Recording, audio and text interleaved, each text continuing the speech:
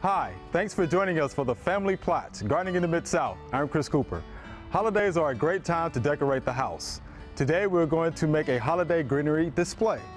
Also, if you take care of your tools, they will last a lifetime. We'll show you what to do to get them ready for winter. This is the last episode of the growing season. That's just ahead on the Family Plot, Gardening in the Mid-South. Production funding for the Family Plot, Gardening in the Mid-South is provided by Goodwin's Landscape and Garden Center in Germantown since 1943 and continuing to offer its plants for successful gardening with 7 greenhouses and 3 acres of plants, plus comprehensive landscape services. International Paper Foundation, the WKNO Production Fund, the WKNO Endowment Fund, and by viewers like you. Thank you.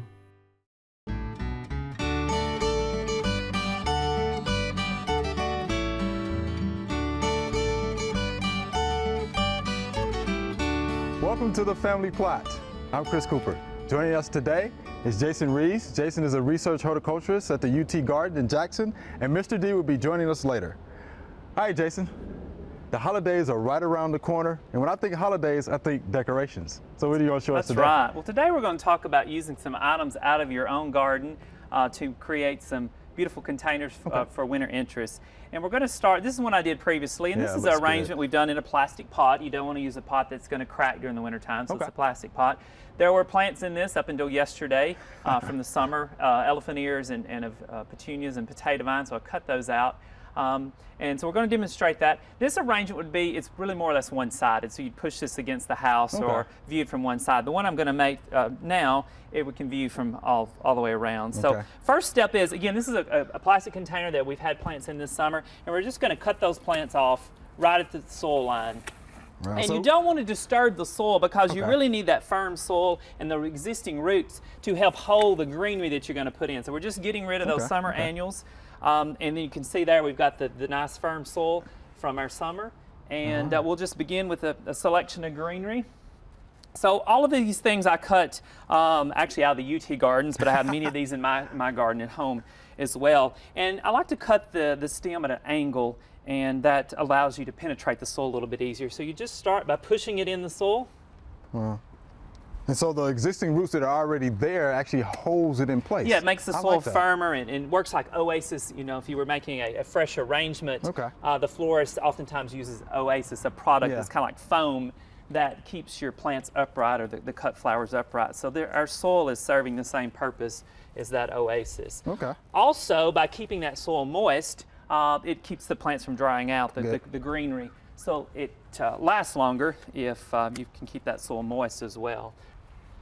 Okay, so that's our gray owl juniper. I'm going to add a little bit of, this is blue Pfitzer. I'm sorry, this is green Pfitzer. Green Pfitzer, just to give us a little bit of green color in here.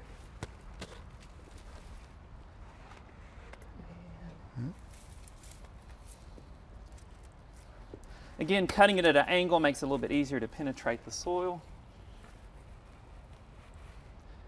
All right. I can definitely tell you've done this a time or two. And then for a little more variety, we're going to add some Arizona cypress. This is a cultivar called Carolina Sapphire. See how it contrasts nicely with the green of that green Pfitzer. Has a nice smell to it. It does. And then we'll switch over to gold. And gold to me is premium in the cut Christmas world. This is a golden Arizona cypress called Golden Pillar. Right. Beautiful. Really brightens up the arrangement. If you were to go to a florist and buy cut greenery, you're going to pay a premium for it. This little bit right here might be $30, $40 just for the loose product, and you're certainly going to pay a lot more for anything with gold foliage. Oh wow, okay. Just because it's not as common in the landscape. But these are things when you're picking out shrubbery for your house or your landscape to think about, things with winter interest and with bright colors during the winter months as well. I mean, that really stands out, Jason. Yeah, so that really brightens it up. It does. Okay. Then we're going to switch over to a little bit of a holly. This is Foster holly. This is one of the most common hollies. And you know, it's really my favorite holly. It's tough as nails. It gets really big. Unfortunately, maybe in the 60s and 70s, they were overused and they were planted at almost every corner of the house. Right. And they were planted too close to the house, and they got too large, and they really should be out further away, and they work great in screen plantings. But it's a really good holly for berry production, and a tough plant, and works great, as you can see here, in arrangements. And those berries give it a nice pop. Absolutely. You know, those are real bright. Yeah. Then we're going to take a little bit of magnolia. This is southern magnolia called Little Jim, which is a dwarf magnolia. And that'll add a little bit different texture. Also, I really like the rusty underside to the leaf of Little Jim.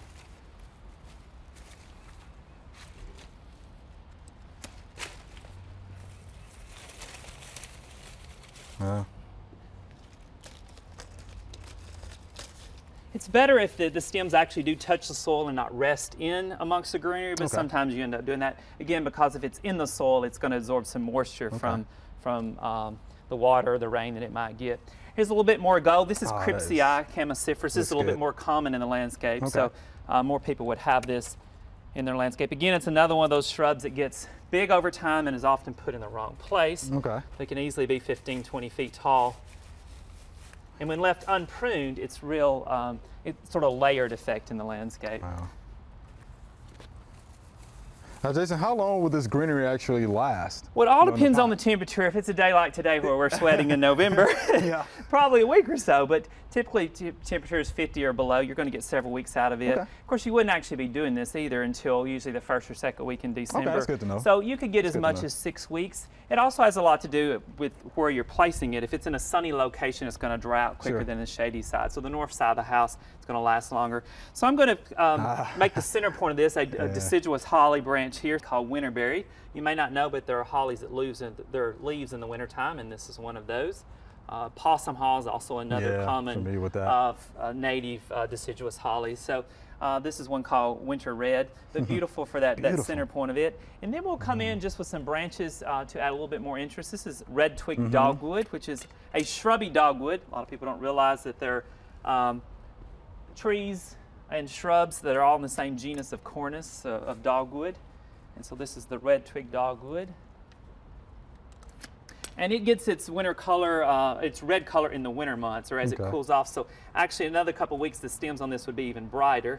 It's been so warm this fall. Yeah, it has been. Hasn't colored up. In the summertime, this is green just like any other shrub or the stems are. That adds a little bit more interest to the arrangement. And again, it's something that folks can plant in their own landscape. Oh, absolutely. Right? These are common plants that you can find at the nursery. And then I'll add just a touch of twisted willow or contorted willow to give you a little bit more pizzazz in the arrangement.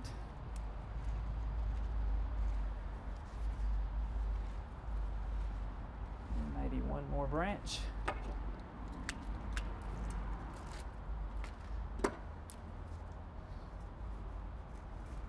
So once you finish this, get in the spot that you want it to stay in and water it well, and just check on it maybe once or twice a week to see that the soil is still moist, and that will help it last longer.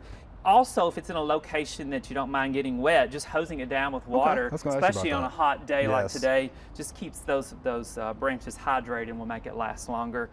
There is also a product called Wilt Proof. It's kind of like a wax, liquid wax that you can apply to it, which will help with the desiccation, keep it from drying out. But it tends to be a little messy. You wouldn't want to do that on a surface like the walk here. You need to do it out in the grass and then move it to your location. So there's a finished product. It looks good, and you can keep fiddling and adding more. And of course you can add a bow. I'm not a big bow person. I like nature as it is, but a lot of people would put a big bow on there as well. So. Well, Jason, we appreciate that demonstration. It's beautiful, man. We appreciate that much. All right. Thank you. There are a number of gardening events going on in the next couple of weeks. Here are just a few that might interest you.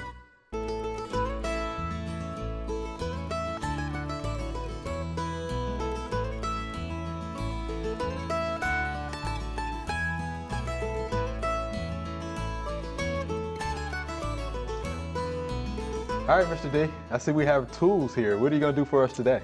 We have tools. We're going to talk about getting them ready for the winter. Okay. And one of the first things you need to do with your sharp tools is to sharpen them. Don't store a dull tool in the wintertime. You go ahead and just like you don't store your lawnmower with dirty oil and it going and change the oil in your lawnmower. Get everything in good shape going into the winter.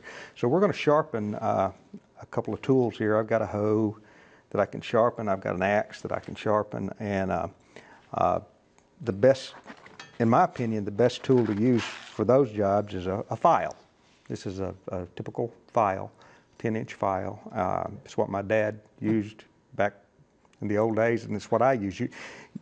The reason I like it is I almost can't take off too much metal.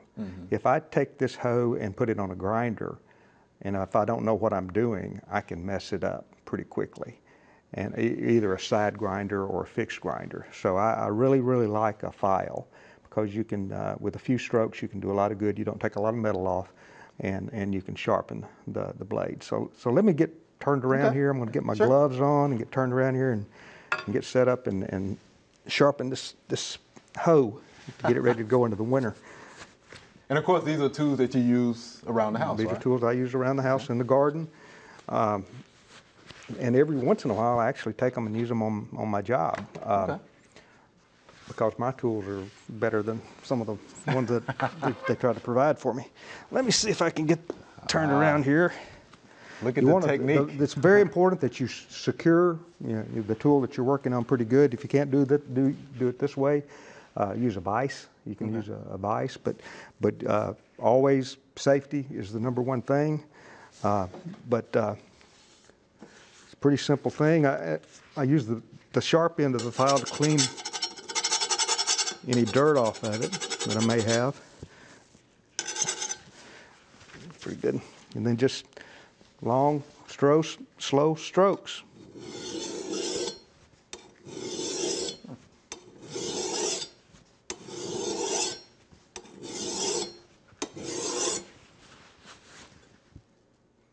Sharp. It's getting there. All right. Getting there. I think it'd do a little damage to pigweed. Yeah. I believe, which has brought the herbicide-resistant weeds have brought this thing back. That's right. That's right. I've heard. And it's some of the farmers have to have hoe crews out there, and it's a lot more expensive running a hoe crew than it is spraying a field with a chemical herbicide. And I've actually seen some of those crews out in the field. So yeah, you're exactly right.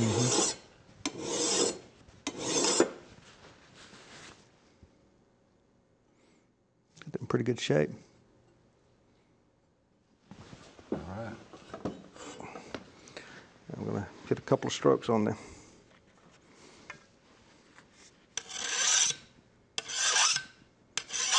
Knock off any burrs. See how that feels. Let me wallop you guys. Yeah. Yeah, that's pretty good shape. I'm going to just put some regular penetrating oil, WD-40, any kind of oil like that. Do the trick.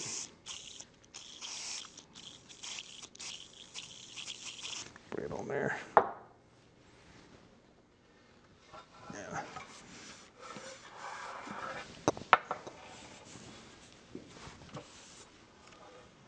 How about that?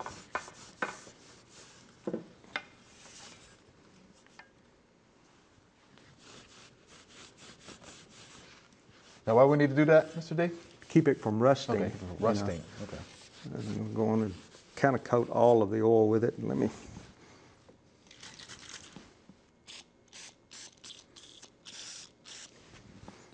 Give it a little bit extra. You almost can't put too much oil on it.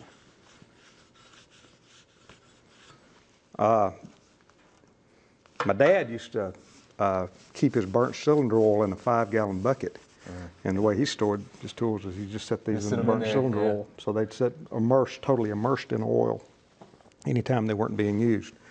Okay, now as far as the handles are concerned, I always like to get a little fine sandpaper, and I'll just run it over these handles. Make sure you knock any burrs off of it. I'm not going to do a lot because it doesn't need it a lot.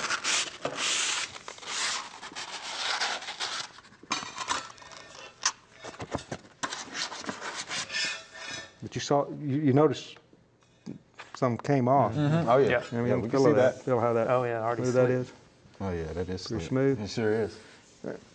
First, I'm going to just take this is the same cloth I'm going to put linseed oil on, rub it down, but I'm going to kind of rub the sawdust off of these handles a little bit, get them kind of clean. All right, linseed oil, boiled linseed oil. I don't know whether they have it in any other form. Every can I've seen has been boiled linseed oil.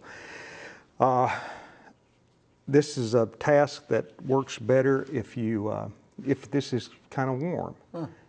So I don't recommend going outside, when it's 40 degrees, 30 or 40 degrees, and doing this on the bed of your pickup truck, because the wood will absorb the linseed oil much better if it's a little bit warm. This can of linseed oil is probably 20 years old. You buy one can of linseed oil, it's going to last you a long time. I mean, this is all I use it for. Do you know what linseed looks like? I don't. I don't either. I don't know what it looks like. Do you, Mr. D? I don't. The crop? Actually, I don't. Yeah, I don't. I've never heard of a Lynn. A land plant? Yeah. I will check that out. Yeah, we'll share that with you. In the future, we'll figure out where linseed comes from. Linseed? I was like, Very good question. Well, folks, whatever it is, I think these are ready for the winter time. Yeah, that looks good. That's ready for the winter. All right, Mr. D, we appreciate that demonstration. Oh, you're most welcome. All right, and we'll hold you to doing that every year, right, this time. Okay, got to. All right. Take care of your equipment, and we'll take care of you. That's right. It is time to clean up the garden for the winter. So we're going to start here with our peppers. Take these cages out here. All right, get them out of the ground there. Okay. And the peppers actually did pretty good for us this year. There we go. Now I'm going to start pulling them out of the ground here. All right, tap them there. Pretty good root system there. And they came out pretty easily. This was a big one. All right, and here's our jalapenos. All right. Now, I'm not going to throw these in the compost pile because these are diseased and they have mealybugs. So we definitely don't want to put these in our compost pile. So that's how you get started cleaning out your garden. You always want to do that for the winter because you don't want to leave down any crop residue, because a lot of your pests and a lot of your fungal diseases actually overwinters in crop debris. All right, here's our Q&A session. And Jason, you help us out, okay? Here's our first viewer email. I have a tree limb in the way of my driveway. Is it okay to cut the limb back in the fall? What do you think about that? My answer would be, if it's in the way, I'd cut it off. And if you're going to do lots of heavy pruning and a lot of limbs, it'd be best to wait till late winter, early spring. But if you've got a few limbs that need to be taken off, I'd go for it. Okay, Mr. D? I agree, totally. If it's in the way in the fall, I'd cut it. If it's in the way in the summer, I'd cut it. If it's in the way in the spring, I'd cut it. Any limb that's in the way, when I'm mowing, if I get slapped in the face, I'm going to cut that limb off. And even the commercial guys, I was talking with Lee Wood and Henry Jones the other day, they're pruning their fruit trees now. They know that this is not or the best time to prune their fruit trees. But if you've got to do it, and you've got that many acres of fruit trees, I mean, if they wait until March the 15th to start pruning, they won't finish until August. And, so, I mean, you do what you got to do, and the plants have a way of compensating. I agree. And they're pretty tough. Okay. Want to make sure you cut it back correctly also, though. Yes. Right? Yep. Okay. All right, so here's our next viewer email. Do we have to bring our lemon tree indoors or put it in our small greenhouse every winter? Our lemons are turning yellow like they do about this time every year. Can our lemon tree, which is about 5 feet tall and 4 years old, survive the winter months outside? And this is from Dennis. So, absolutely Jason. Not. It's very much. Absolutely not, he says, Mr. D. Very much a tropical plant. Yeah. Okay. So when the night temperatures get in the 50s, it's best to get that in. And it doesn't have to be in a greenhouse. It can be in your home. But they are prone to spider mites and whiteflies indoors. So have to keep that in mind, because the low humidity in the wintertime makes them more prone to the insects. But yeah, can't make it outdoors. Okay. How would he need to prepare the plant to bring it indoors? Well, you could put a dormant oil on it, just be sure and read up and follow the directions on the right oil, which would smother out any insects that would be on it as well. Washing it off really good would also help, and just well watered before you bring it in. Okay, and just a little pot. Yes, yeah. I'm assuming it's in a pot, hopefully not in the ground, but. Okay, wow. Mr. D. My first question is, where do you live, Dennis? That's my first question. If you happen to live in south of Brownsville, Texas, or you know, south of Miami, Florida, you know, you're probably good. But if you're right. Yeah. Lemons are not as cold hardy as a lot of the other citrus. You know, satsumas and kumquats are more cold hardy than lemons, and so yeah. I mean, I wonder. It's 4 years old. What have you been doing every winter? Yeah, this is true. Yeah. Maybe it's gotten so big they don't want to bring it in. That's right. Oh, that's right. They probably didn't bring it in. Yeah. Wow. So if they do bring it inside, where does it need to be placed?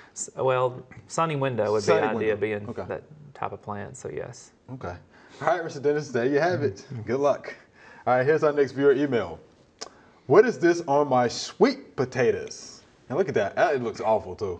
What do you think that is, Mr. D? I think it's probably white grubs. And, you know, we have a lot of white grubs in this area, and that's what it looks like, white grub damage. It could be white fringe beetle, also looks something like that, and then a little bit to a lesser extent the wireworm larvae, or the wireworm, and the what's the other? So when you say white grub, are you like the Japanese? I mean, maybe not Japanese beetle, but it looks like grub like that. May beetle, June beetle larvae. Okay, got you. Yeah, very common here, very common. Didn't know that. But very abundant in the soil, of course. Yeah, rootworm and wireworm damage looks very similar to each other.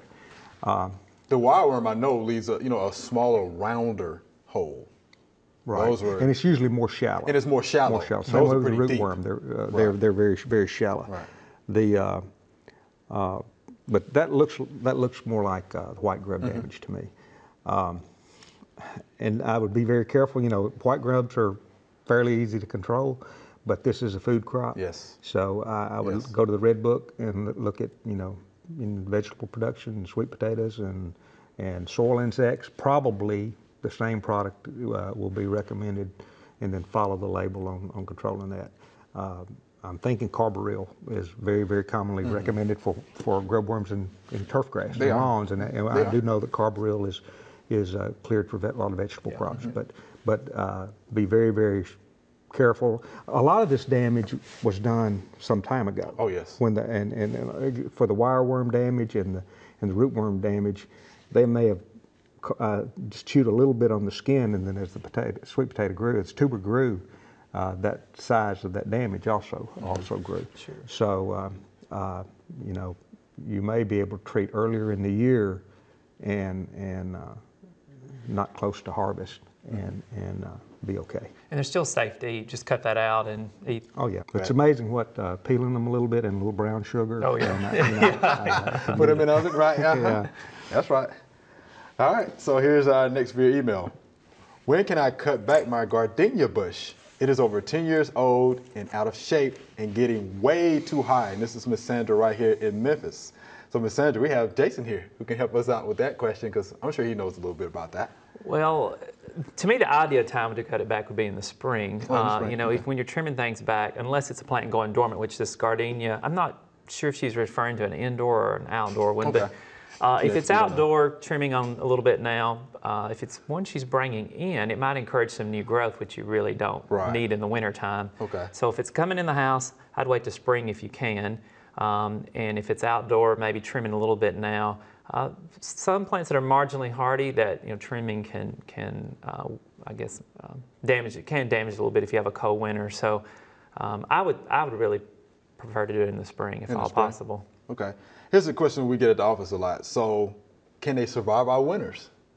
Well, and your winters are a little different than my winters, being a little further north and east of here. But there are a lot of hardy gardenias in the Memphis area, and even some in Jackson as well. So any plant that's marginal hardy is best spring planted, so it gets well established before fall. So if it was in a container now, I wouldn't recommend planting it this fall. I'd wait till spring, and so bring that container in the garage or in the house for the winter, and then getting it in the ground in the spring.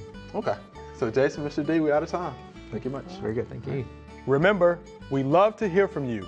send us an email or letter. The email address is familyplot@wkno.org, and the mailing address is Family Plot, 7151 Cherry Farms Road, Cordova, Tennessee 38016. Or you can go online to familyplotgarden.com. That's all we have time for today and for this growing season. We'll be back next spring with more demonstrations, tips, and advice. Until then, you can watch any past episodes or segments on our website, familyplotgarden.com. We would like to thank all of our guests this year who have shared their expertise and experience with us. And we would like to thank you for watching and for sending in your questions each week. Have a great winter. I'm Chris Cooper. Be sure to join us next spring for the Family Plot, Gardening in the Mid-South. Thank you. Be safe.